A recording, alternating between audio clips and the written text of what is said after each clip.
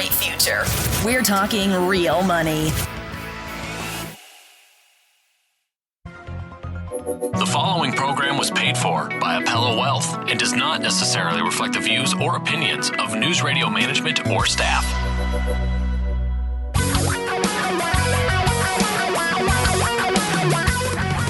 Reality radio for a really great future.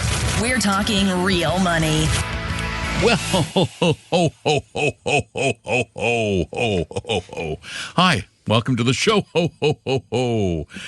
Well, it's the holiday version. What are you shaking I'm shaking my head head because the two of us and people working at Starbucks are the only people on the job today. That's why. Yeah, you're probably right. Close. But, no, there was somebody at the grocery store too, I guess. Well, I went to Chick-fil-A. Got my iced tea. Pardon me. Yeah, it was so funny. I've been bringing my family because I have two people with the flu in my house. Good thing I never leave. Happy holiday. Yeah, no kidding. But Debbie got the Tamiflu, so she's going to be feeling better soon. But I've been going out and getting them food, and both my girls like Chick-fil-A a lot. So I've been going to Chick-fil-A a lot. And I brought my daughter Chick-fil-A yesterday. It's the first day she was feeling better. And she picks up the cup and she goes, she lives in New York City. Yeah. And she goes, styrofoam cup? Oh, can't do that anymore. She goes, plastic straw? Nope. Wait a minute. Yeah. Bring your own in New York, probably, right? Who knows? No kidding. Don't even think about you go to styrofoam jail if you bring your styrofoam cup. Prisons. Hi, everybody. Welcome to Talking Real Money, live on a Saturday, recorded if you're listening any other time, because then it's a podcast. But if you're listening on Saturday, the day before Christmas Eve, or Christmas Eve, as we like to call it, we're actually here. We'd love to talk with you at 855-935-TALK, 855-935-8255. In the last few minutes, we're going to talk about money. We're going to talk about the S&P 500. We're going to talk about annuities. We're going to talk about your questions. By the way, your questions take precedence. You should retire. Oh, no. That's the next hour. Do not promote the next hour. I just messed up the podcast entirely. Feel free to write your angry calls to Dawn at. Okay. Yeah, okay. The podcast stand alone. You know? Pardon me. Okay. It's like children's I hope this doesn't rhyme. ruin Christmas for you or something. You already did. It's all done now. What's the song about the something stands alone? What is the thing that stands alone? All right. Where was I? Get to the money in a moment. Yes. Yeah, we're going to get to the money in a moment. We're going to get to your phone calls soon. 855-935-TALK is our number. We know you're all out driving around, so you might as well call us because, if you're going shopping, you're going to be stuck in traffic for like hours at the malls probably. I don't know. Do people still go to malls? Yeah, I think they do. I don't. I do not. I don't remember the last time I've been to a mall. The last time I went to a store. Other than the grocery store. I think that's about it. So, yeah. I don't even do that anymore. I know. Oh, so everything just comes to me. I don't ever have to leave. That way I don't infect people with influenza. Oh, I'm so glad I got the shot, though. Oh, man. I don't want to be like them. Anyway, 855-935-TALK is our phone number on this Christmas Eve. But this just came to me. I literally just came to me moments ago. I have not finished setting up the funding page yet, so we're going to start with a little plea for something else and see if it works first. My wife just contacted me. She is feeling a little better. She has some friends who live 2 blocks away from us here in beautiful Celebration, Florida, the town that Disney built, which is near Orlando. The other day, I think it was yesterday, they found this scraggly, dirty, filthy-looking dog wandering the street with no collar, no nothing, just looked awful, looked neglected, was hungry. So they bathed it, fed it, cleaned it up, brushed its coat, and then just before the vet closed, they took it into the vet, and the vet checked for a chip. Well, darned if the little dog didn't have a chip. It's a cute little dog, little red and white dog. 20 pounds. No blue. The dog had a chip, and the dog's name is Rue. From the chip. Right, they knew that from the chip. They also knew that the dog's owners lived in the Seattle area. Aren't you like 3,000 miles away or something? 3,000 miles away. That's a long way. They contacted the dog's owners who don't have much money. They're not rolling in dough. Life's a little tight. Yeah. And they're trying to. Anyway, Rue was stolen from these people in the Seattle area. Awful. And somehow got to Central Florida, unless it walked 3,000 miles, which. Didn't they make a movie about that once? Yeah. Home Alone or Coming Home or On the Way Home or. There's a home and there's something home. This is serious, though. This is no joking matter. But the neighbors are taking really good care of this dog. They're nice guys. But what we were wondering, anybody from Alaska or Delta who can help us figure out a way to get Rue's 20 pounds, get Rue back to its home in the Seattle area before we do like a GoFundMe thing. Tom and Don are talking real money. Do you suffer from hodgepodgeitis? I'm Don McDonald, and hodgepodgeitis is a disease of your investment portfolio whose symptoms include lots of stocks, loads of random loaded mutual funds, and maybe an annuity or two. Most who suffer from hodgepodgeitis dread opening their quarterly portfolio statements. They feel lost and confused. Investing seems overwhelming and the financial future uncertain. If you believe you suffer from hodgepodgeitis, see a 100% fiduciary investment advisor immediately. A proper diagnosis is the first step to creating a portfolio with a purpose based on a personal plan. Start on the road to recovery now by scheduling a free meeting with an Appella advisor at TalkingRealMoney.com. There is no cost, obligation, or high-pressure sales pitch. Take the first step at TalkingRealMoney.com or call 800-386-3004. Hodgepodgeitis is not a real disease, but treating it has been shown to improve mood, reduce fear, and even lead to a brighter financial future. Results may vary. Your guides to a really great financial future. Tom and Don are talking real money. I'm frantically during the break trying to get a GoFundMe page set up. You know, they're not that hard. But I'm trying to put up the link at our website, and I'll tell you about that in a minute. 855-935-TALK is our phone number, 855-935-8255. Well, I guess it is kind of about money, isn't it? It's about getting the money to help the dog get home. Tom and I are both, Tom's a dog liker. Oh, come on. That's not you love fair. your dog. I've had dogs my entire life. Yes, you do call them names, though. Yeah. And they probably know it, which kills me. They're going like, I don't like it when he calls me that name. But he has you have a beautiful Labrador. We have a couple of beautiful golden doodles, and my daughter's little tiny, like teacup golden doodle is here. But Rue is a dog who got stolen from the Seattle metro area somewhere. We don't know exactly where yet. I'm waiting for Debbie to give me an update on that. But we're trying to help the dog get home. So our first thought was maybe somebody from Delta or Alaska, both of whom fly nonstops between MCO, the Orlando International Airport, and Delta. Debbie will get a carrier. Seattle. Yeah. Let's see, SEA. Debbie will get a carrier and will get the dog to the airport. But we don't know what's involved in getting the dog home, and it's Christmas. You want your dog. Yeah, absolutely you do. Sure. So we were just wondering if anybody, can at one of those airlines knows a way to help us out. Anyway, Bruce in Mukilteo's on the line, so we don't know what he's calling about, but we're going to find out right now. So, Bruce, welcome to Talking Real Money. Hey, Bruce. Thanks. Hi, how are you, Tom? Very well, sir. Good.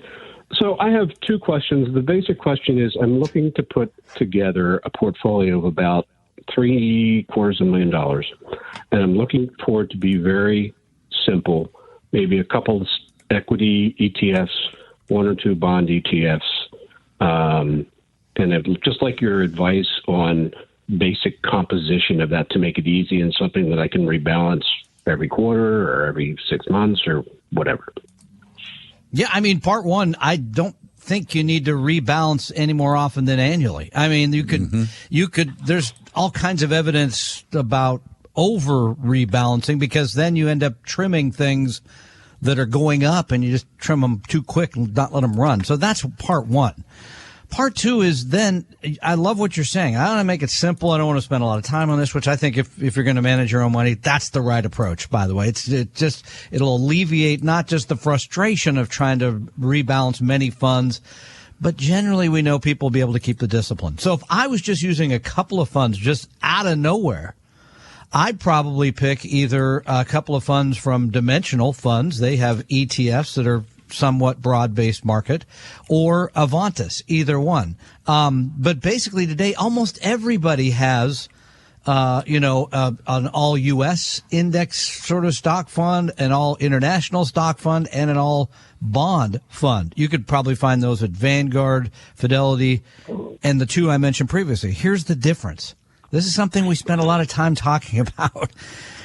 If you use somebody like Dimensional, for example, it's not pure indexing, right? There's a twist on all this because it uses some of the academic factors to sort of make more, if you will, looking back, than just in an index. So Don, he's looking at me like, you get too far down this road. That's the decision every person has to make if they're going to manage it on their own.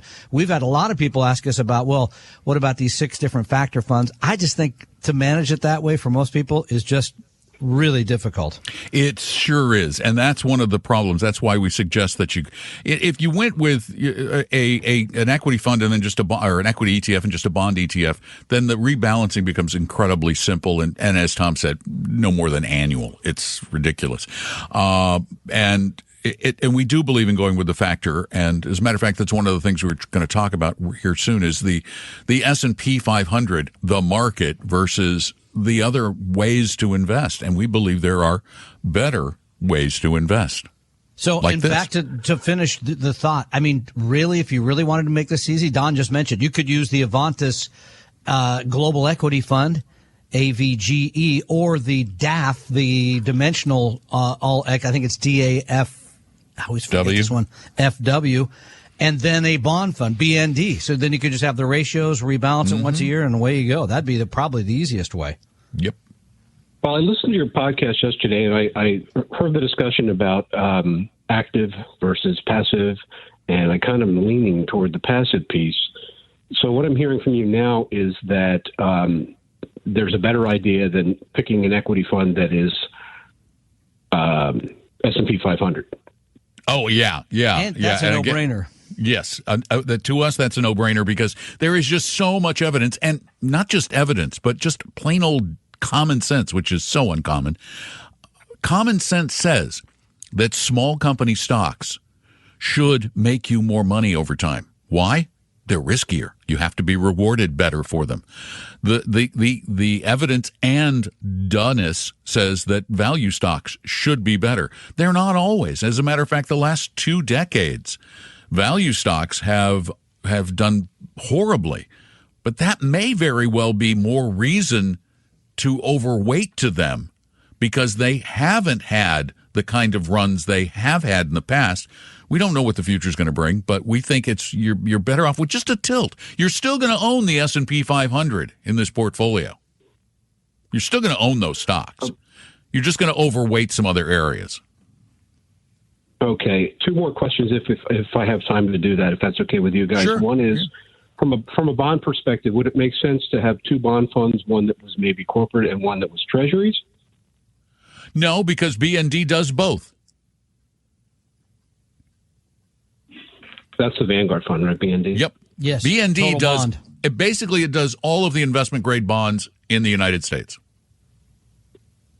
All of them. Got it.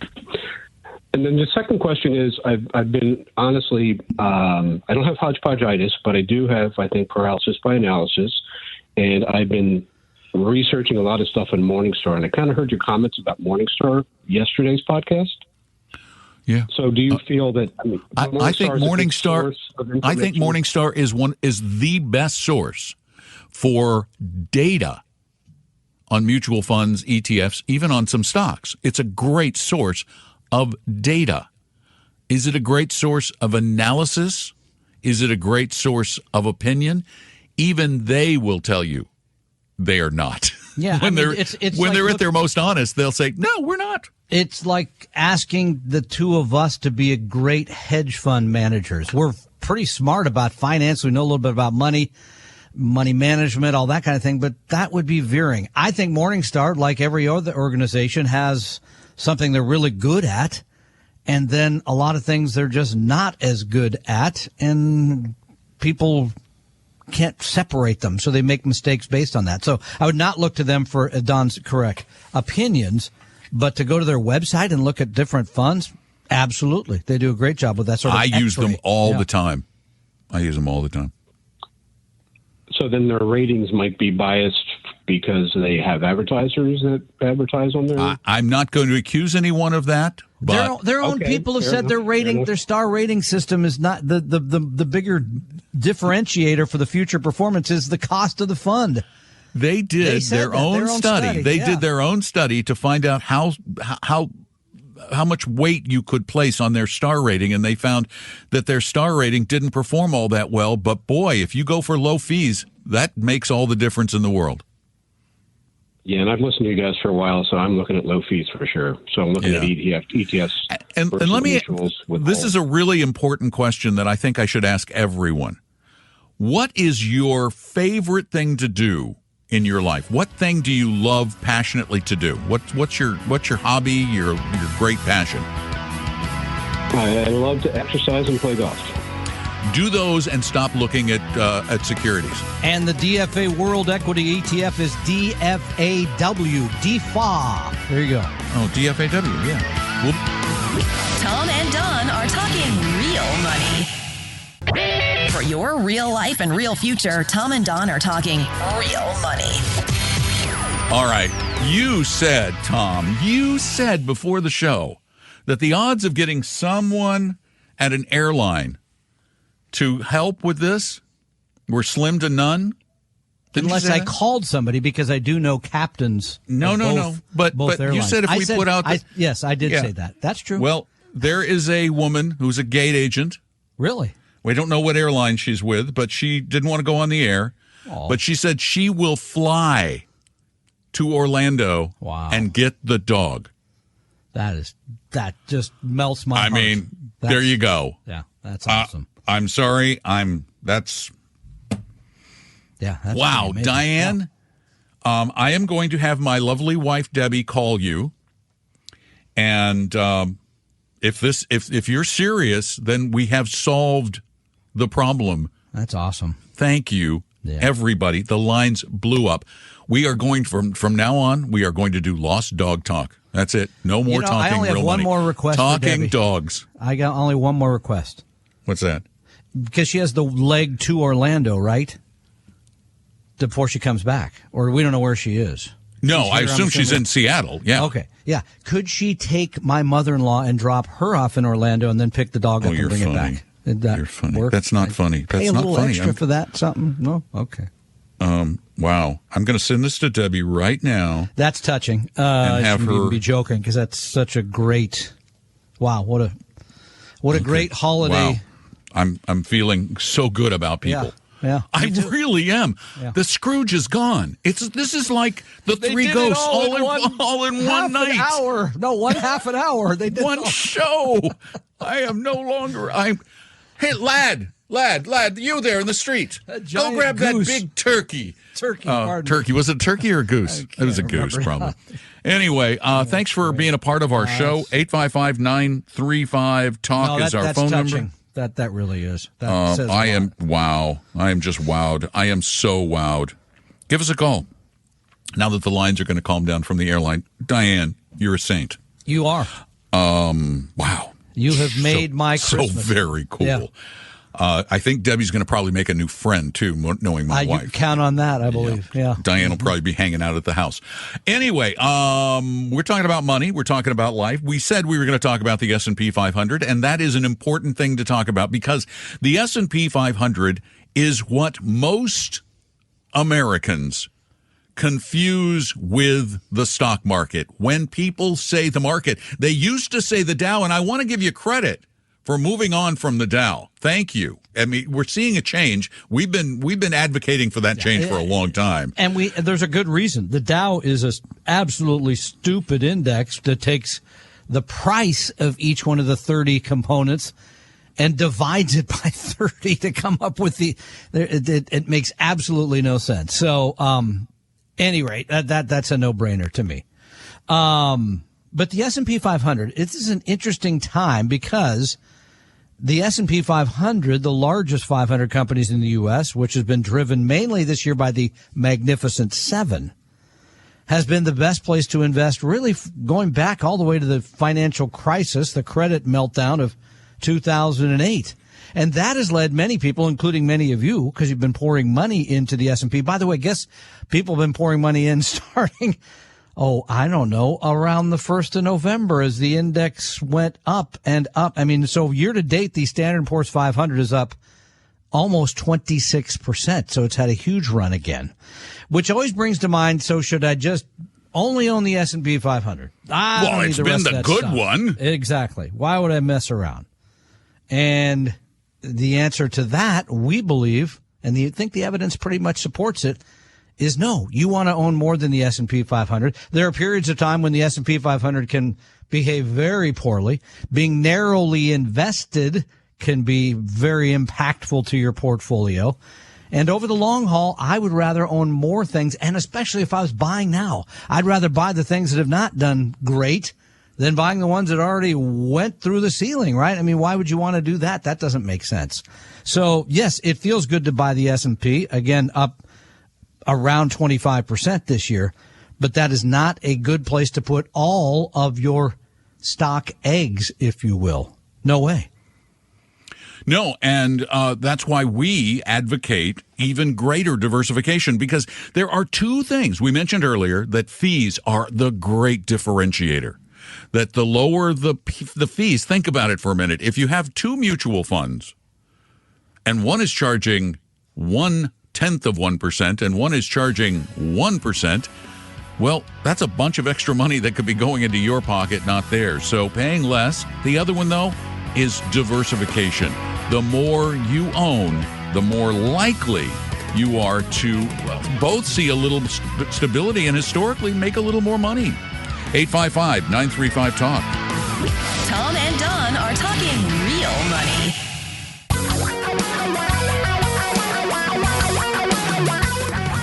Reality radio for a really great future. We're talking real money. Now that we appear to have solved the dog problem, the lines are all wide open now at 855-935-TALK, 855-935-8255. I do want to thank everybody who called. Yeah. I mean, wow. It's fact that so really many of you called so quickly. It's heartwarming. What says a lot about the human condition. It does. Yeah, I agree. Says a lot about you people. We have a good audience. I'm going to throw one more out there because when I was talking to my wife today about the show, I said, this is one of those shows could go either way. It could be a total disaster because it's like the Christmas Eve. It could just... Yeah. Oh, yeah. And she goes, but it could go the other. I said, yeah, maybe. And then... So you were Mr. Totally Scrooge earlier today. I was a little bit, yeah. And she's listening, which is a rarity for her. And I don't mean that in a derogatory sense. She has her own life. She doesn't sit around and listen to the show every day. It's the way it goes. My wife doesn't listen to it either. Yeah. She said she's going to write a Christmas holiday book, A Christmas for Rue, a children's holiday book, A Christmas for Rue, story of Rue's holiday journey home. Nice touch. Very touching. Yeah. Anyway, thanks for all the help. And give us a call if you want some help with your money because, well, if it's almost Christmas, then that means it's almost the end of a year. It means you're almost going to go into another pay the year. Bills now. Yeah, I got to figure out. We got to pay. We want you to start every year a little bit better than the year before, and we want every year to get better. Finish my thoughts on the S&P 500, by the way. Oh, you've got more? Yeah, I do. I thought we covered everything. No, here's the thing. We touched every single thing. We touched on it as an asset class, right? A group of stocks that are similar. We touched on that part. The part that's disturbing about this story is that since basically the market, the S&P 500, really started accelerating up in November, right? It was up about, I think, 10 or 11%. Since it really started going up, guess what's happened? People have piled back into it. I mean, it's the same people that piled out of it in early part of the year because you could make 5% on your cash. And this is not investing. I talked to somebody today this morning, and they were telling me, oh, I've been in technology, I'm in this sector, but I'm going to move, when the right time comes. This is what people still think is investing. That is that is speculating. Pure and simple. But we're being fooled by our emotions. That's what we don't realize. We don't even know that our emotions are playing tricks on us, making us think we are superheroes, that we have these mystical powers of ability to ascertain the direction of things. We don't. Only what's happened. Yeah. We don't know anything about tomorrow, and we keep believing that there is something in the present that will tell us tomorrow, and there isn't. I don't blame just people's emotions for that. I blame this industry, because this industry has people that run around and tell you, here's what's going to happen next. So people believe, well, if they know, then I can figure it out. By the way, the second best performing group of stocks this year. Yeah. What rocketing up the last 6 weeks. United States small company value firms. Small 19%. Small cap value? Yep, has just gone. It has these periods where it just goes whoop. That's you just broke the code. You just solved the equation. Exactly. It has these brief periods of skyrocketing. Yeah. Small cap and value particularly, they tend to have these bursts of activity, these bursts of excitement, and they don't last long, but they can be nice, huge, double-digit returns. I mean, that's almost that 20%. If you're not in them before they do it, Bingo. You don't get to enjoy. If you get in after they've already done it, well, then you're late to the party. It's already over. The doors are locked. The booze is gone. Wait, the presents are unwrapped. I'm not going home. The food is staying eaten here. Oh, I'm definitely not going home. Okay. Yeah. So you're late. Yeah, you are late. So again, the message should be proper diversification at all times, proper balance between riskier things like stocks and less risky things like bonds all the time. And number 3, tune out the noise, because there's a lot of it.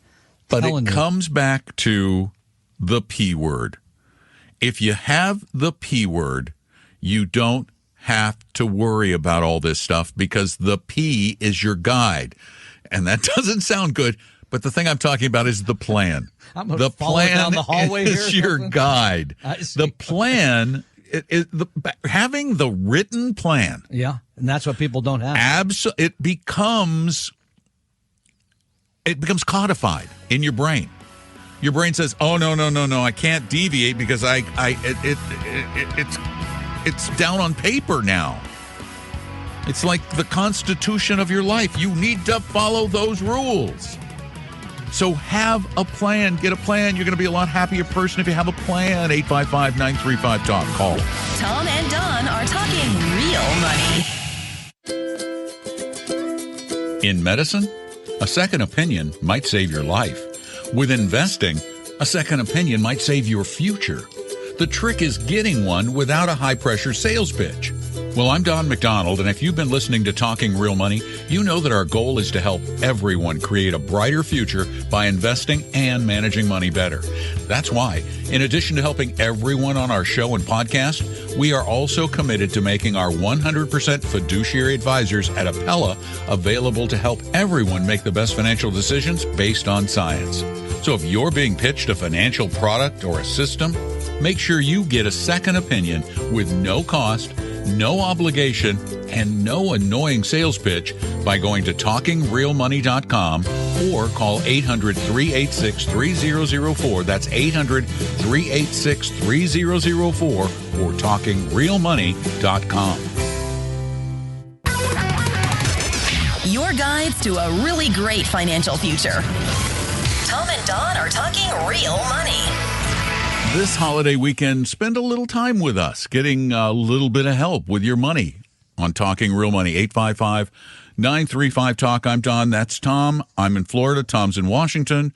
And we're trying to fling a dog from here to Washington. Here's you did. We made it happen. Looks like it. Picture of you and Diane and your wife and the dog, and Send that out. I want to see and that. The family in. By the way, we found out they're not in the Seattle area. They're in Washington, but they're willing to drive all the way over to Seattle. They're in Eastern Washington. Yeah. He's a custodial worker in Eastern Washington. It's no cheap thing to fly your dog home. So. No, they don't have a lot of money. Well, that makes sense. Anyway, so 855-935-TALK is our phone number, 855-935-8255. And, we were talking about the industry and how this industry misleads people.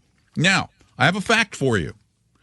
There are about 920,000 people in the United States licensed to sell life insurance. Say that again, how many? About 900,000 people licensed you could to sell. Say a million, couldn't you? I mean, I'm trying to be more precise. All right. Almost a million. All right. And compare that with broker dealers, stockbrokers, 625,000. I didn't know those numbers. So there how many registered investment advisors? Registered investment advisory firms, 15,000. Okay. And people working for just RIAs, 65,000. I was going to say 4 or 5 per. Yeah, it's 4 per. It's about and 4 remember per firm. the last one, RIAs have a requirement to put your interests ahead of their own. Which leads to this next story. The problem is, though, there are, by my calculation, figuring the top 25% of people can afford, can work with an RIA. It leads me to the rough number that there are 1,562 people who are in the top 25% of wage earners in the United States per registered investment advisor, which means there aren't enough good people to cover all that, which means people are getting advice from broker dealers and those 1 million insurance agents, and there are very few products those 1 million insurance agents can put you into, Tom. Well, they can. One thing they can put you in starts with an A, and ends with an S. Yeah. Hey. Oh wait. Oh, yeah. Okay. Never makes mind. a what out of you. Because this year it's hard to. I guess it isn't hard to believe because it was. According to this article, people were unsettled over, higher interest rates. They're unsettled at the potential of a economic meltdown. Fill in the blank. There's always something that's unsettling. But that moved consumers to, frankly, spend more on annuity sales than Taylor Swift tickets in 2023. Now, which would you think? I hope it's a lot more. A lot $360 billion worth of annuities. That's a lot more than Taylor Swift. Yeah, I think tickets. Taylor Swift brought in $1 billion or something. Well, that was from all sources, I think. Yeah. No, that was her concert. That was the ERA. Just the concert, not the movie? Yeah. Nope, I don't think so. Wow. At any rate, $360 billion. We've been through this. We've covered this ground, but we'll cover it again because it's the holidays. People keep buying them. They apparently do. These are, as Don mentioned, are sold by insurance companies, and generally people hand over a lump of cash, and the insurance company says, here's what we're going to do for it. Most of the time it is some sort of guaranteed income over a period of time. It might just be the person who bought it. It might be the person who bought it and a significant other, et cetera, et cetera. But guess what? There's a small piece of good news in all this. Guess what the biggest annuity sale, the type of annuity that was sold in 2023? And well, I know okay, I'm going to say what I hope it is. Yep. And then I'm going to, well, first let me say what I would bet it is, and that's an indexed annuity, but I hope it's an immediate. It is. Yeah. Was it immediate? The good news that is good news. It is good news. They call them fixed rate. There's handing a bucket of money to somebody again and having them immediately paying you back an income. Remember, it does do a couple things. It puts you on a budget, right? It does sort of guarantee your income over a period of time. So it takes part of that off the table. We're okay with that. And again, but you have to realize that at the end of the day, the people that sold you that product probably end up with more than you do. No. I'm kidding. They end up the deal works out better for them. When you do stuff like that, that's why I don't believe you on the Taylor Swift thing. When in fact you didn't. She sold $1 billion. You didn't lie on the tour. 60 concerts. She made $1.04 billion. Right. Here's the ones we don't want you to touch. Right? Yeah. index annuities and variable annuities. $71 billion of index annuities, $39 billion of variable annuities. That's like 110 out of the 360 were those products, which are just, they're improperly sold most of the time. That's the issue, really. Oh, right. I think they're probably improperly sold. Probably all the time. They're not come on. understood. Have you ever heard of an insurance agent or a broker dealer telling people what the commission is that they receive on any kind of an annuity? No, the company pays me. The company pays me. And then in a general sense, people don't understand the product. In fact, they quote one advisor saying all these bells and whistles are really hard to understand. If you can't explain it in 2 pages, then is this really a good thing? I couldn't agree more. I wouldn't buy anything I couldn't read it in 2 pages. Right? I mean, you get the fancier, the more complex you get, generally, I think the less return you get because people wind it all up in a way that you just have trouble understanding. So, I think it should be like 2 paragraphs. Okay, 2 paragraphs. Well, it should be easy to explain something. Yeah. So, caveat emptor on all this. This is not a product that people generally set out to buy. It is one they're generally sold. That's one. Mm-hmm. Number 2, if you get Social Security and you're lucky enough to get a pension, you already have 2 annuities. Number 3 is you can create. Don and I are going to create our own annuity when we retire, right? We have a pot of money. We're going to pay ourselves out of that. Yep. That's an annuity. That's the same thing. And we're not giving it to somebody else. It's not guaranteed. It's not guaranteed. Lots of people want that feeling of certainty, of certitude. I get it. Mm-hmm. And so for them, an immediate annuity can be a decent thing. But here's the thing. There are commissioned annuities and non-commissioned annuities. Not so many, though, non-commissioned. No, more than there used to be. Well, because there are a million people selling the other kind. Don't make much and they money need the commissions. That's the only way they make money. Yeah. The non-commissioned kind are only going to be suggested to you by, or likely only to be suggested to you by the aforementioned 100% fiduciary registered investment advisor. Now, I don't think there's that many of those people selling annuities or even using annuities. But they might occasionally. If a client comes in and says, I really, really, absolutely must have a portion of my money, certainly coming in every month, X amount of dollars, many, many, many RIAs know how to find a no-load annuity, and they're not going to take a commission. What about somebody listening right now? How do you find one? How would somebody go find one? The same way you find an RIA. You can just type in on the internet? No. Kidding. You don't. You go to talkingrealmoney.com/help. But you can't find that there. We don't have any annuities on the website.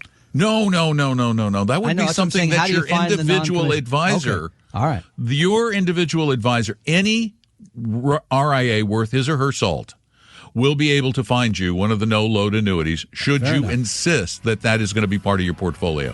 Now, most of them will try to talk you out of it because we believe that you're likely to be better off and you'll have actual money that remains yours and your state's. Whereas when you give it to the insurance company, it's gone for good. 855-935-TALK. Give us a call. Tom and Don are talking real money. For your real life and real future, Tom and Don are talking real money. When it comes right down to it, you need to seek out the best advice and counsel you can get. If you are not 100% certain you're capable of managing your own financial future, you got to find people who are actually going to act in your best interest. And you have to understand, this is the really difficult part of this whole thing, that a lot of people in this industry lie with impunity. They just lie. It doesn't have to be a Ponzi scheme for it to be a lie. It can be a lie by omission, which is just even not stating the commission you receive, not telling someone you're going to get a commission on the product. If anyone gets a commission on the sale of a product, their fiduciary care is in question. Yeah, it has to be. So and here's the other thing. I was reading a story that we talked about last year, but I was reading the whole thing. The story of a Christian radio host in Texas, Doc Gallagher, who ripped off a lot of people for a lot of money in a Ponzi scheme. Yep. Interesting. He used to be a stockbroker with Dean Witter. If you can remember them, for which I used to work. He lost his license because he misrepresented himself, which is unusual. they don't find you very often. Yep. And so he started selling financial products to people without being a broker-dealer registered with FINRA or a registered investment advisor registered with the Securities and Exchange Commission. What he did was he set himself up in a financial firm with no registration. And if you go to, here's a little trick. If you go to some financial advice provider's website and you cannot find on their website one of two things, either registered as a broker-dealer with FINRA, FINRA, or registered with the SEC as a registered investment advisor, then they are either a scam or an insurance agent. Has to be. One or the other. Yeah. One or the other. The other thing you need to do is anybody you talk to. This is not an absolute way to guarantee great help, but go to brokercheck.org. Just one word, brokercheck.org. And you can find out if they're registered or not. Okay, update on the dog. Oh, got it. Please. Yes. Just got it. Latest. Debbie says, quote, Diane is an absolute angel. She's willing to fly out and get little Roo. I will get him a crate, and we will care for him until arrangements are made. The guy who found him, who works for Disney, is speaking with the owner to coordinate and make sure all is well on that end. Wow. And so it's... wow. Touching. So, yeah. So Roo is going home. I love it. I think, and the Roo is an adorable little dog. Yeah, it's a cute picture. I mean, the fact that this came together so quickly, the fact that you proved me wrong. I said we wouldn't, no one would be in the audience who would be able to do something about this. And darn it, think Diane about it for a minute. Diane is going to get on a plane in Seattle, fly 5.5 hours to Orlando, pick up this dog, put it back on a plane, probably the same plane because they just turned the same plane around, and go back to Seattle and give it to the owners. It makes anything that happens from this point forward feel rather insignificant. Heck with the rest of the show. We're just canceling it. I'm done. Thank you. That was it. We can't top that. So what are we going to do for the next hour or the next podcast? The opinions and views expressed on this podcast were current on the date recorded. Opinions, estimates, forecasts, and statements of financial market trends that are based on current market conditions constitute our judgment and are subject to change without notice, including any forward-looking estimates or statements which are based on certain expectations and assumptions. Although information and opinions given have been obtained from or based on sources believed to be reliable, no warranty or representation is made as to their correctness, completeness, or accuracy. Information presented on the podcast is not personalized investment advice from Appella Wealth. The views and strategies described may not be suitable for everyone. This podcast does not identify all the risks, direct or indirect, or other considerations which might be material to you when entering any financial transaction. Past performance does not guarantee future results, and profitable results cannot be guaranteed. We hope you realize that the information provided on Talking Real Money is for informational, educational, and hopefully enjoyable purposes only. The podcast is not trying to get you to buy or sell any financial products or securities. Instead, the program is provided as a public service by Appella Wealth, a fee-only registered investment advisor. Please see Appella Wealth's ADV Part 2A on our website for information regarding Appella's fees and services. Appella Capital, LLC, DBA Appella Wealth, is an investment advisory firm registered with the Securities and Exchange Commission. The firm only transacts business in the states where it is properly registered or excluded or exempt from registration requirements. Registration with the SEC or any state securities authority does not imply a certain level of skill or training. Appella does not provide tax or legal advice, and nothing either stated or implied here should be inferred as providing such advice. Thanks for listening, and please visit TalkingRealMoney.com for more information and important disclosure related to performance of any specific index or fund quoted in this podcast.